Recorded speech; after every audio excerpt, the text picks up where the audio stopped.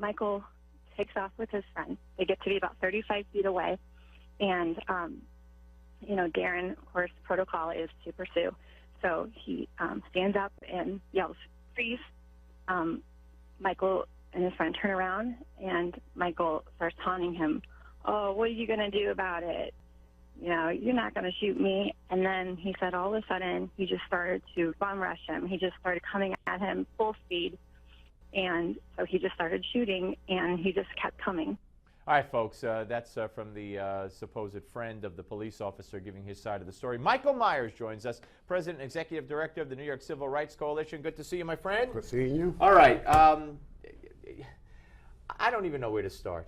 You start. I mean, what we're seeing every night, but what's more troubling is what we're seeing, to me, on the news networks. I think a lot of these protests, if the cameras went away, and I'm not suggesting they do, but if the cameras went away, there'd be nobody, especially at night, late at night, the troublemakers wouldn't even be there. They'd be gone, they wouldn't be there. And the Don Lemons, of the world, it's all getting to be really, it's getting out of hand. That's a good way to start, because I really believe that aside from the need to have information, I think the cameras do have an effect on people, and especially the rabble-rousers. The people who are the violent rabble-rousers and the people who are the usual racial hucksters. So the cameras really put a part of the story. Another part of that puzzle, that enigma, is the role of the media. We have so many reporters now with opinions, and don't you mention one of them, Don Lemon. He has opinions everywhere. He comes on the air. He's supposed to be an objective reporter. They have Al Sharpton on MSNBC. He's not an objective actor. He goes out there, he agitates, he aggravates, and then he comes on the air and he agitates again on MSNBC. Whatever happened to the standards of objectivity? Where are the TV executives? Where are the people who are the suits in the suites?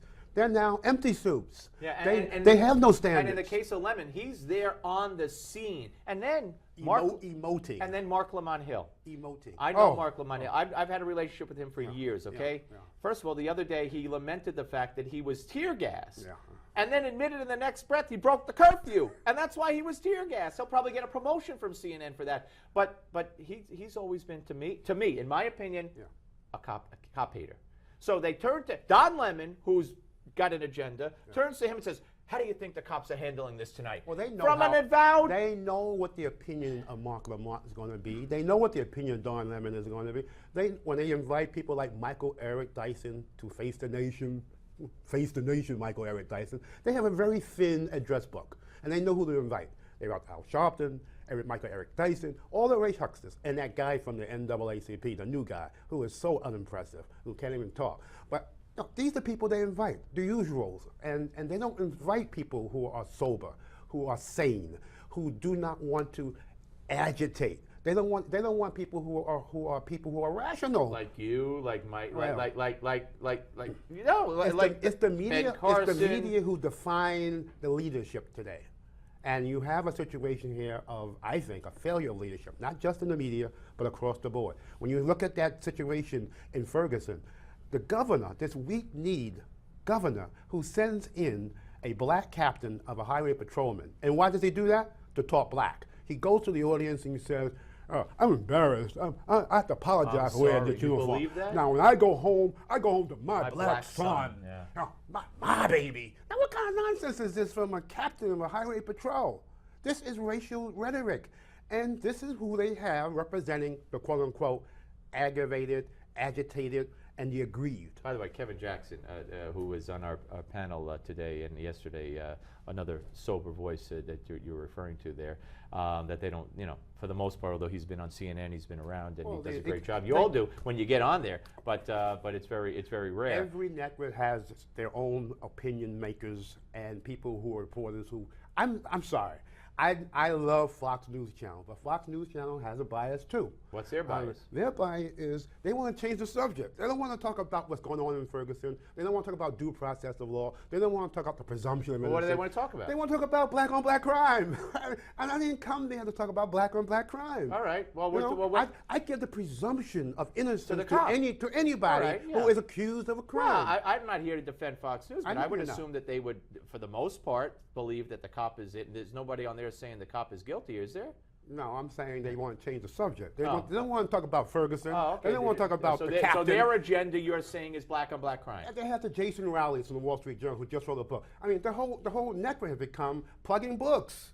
O'Reilly has a book. He has every other month he has a book he publicizes. His own book? You mean? His own books. Oh, well, I mean, I have authors on all the time. I haven't written a book. But I'm saying I would I plug my yearn own for the book. days of objective journalism. That's all I learn for. I want standards. I'm tired of these news shows, in the guise of being news shows, are just opinions. And they only invite people on, and so with the exception of me, by the way, they only invite people on who they want to hear from and who reaffirm what their own biases. All right, so let's talk about what's going to happen on the ground going forward here. Yeah. If this police officer's story is true, I mean, and there are 12, if there are 12 witnesses, as the St. Louis Dispatch reporter says there are, backing up the police officer, and the other witnesses, some of whom said he was shot in the back, which has been disproven for the most part. He had his hands up. If that doesn't hold water and the autopsy doesn't go along with it, and they don't indict him, what are we in for on the ground in Ferguson? You know what we learned a long time ago is that the most unreliable accounts are eyewitness and ear witness accounts. Everybody remembers something different. They can see something, they remember it differently. They tell it differently. Even eyewitnesses and oral witnesses and ear witnesses have agendas. Sure. So I like to see people under oath.